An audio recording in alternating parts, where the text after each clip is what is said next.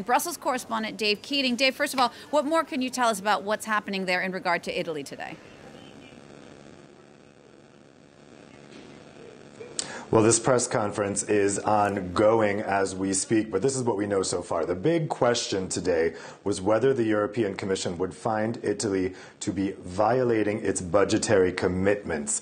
There was a question over that because it wasn't sure whether the Commission had an appetite for a fight with Italy, whether that would do more harm than good. But the Commission today stressed this is its job. It has to assess whether each EU country is respecting those budgetary commitments. It can't just ignore the fact that Italy's budget doesn't respect those commitments. So in the so-called 126 report today, they found that Italy is at serious risk of not being compliant with EU budgetary rules. Now, the Commission will pass this recommendation on to the 28 national governments of the EU, who have 2 weeks to decide whether they accept that finding or don't accept that finding. They are expected to accept that finding by a majority vote, and that means the Commission would then formally launch an excessive deficit procedure against Italy.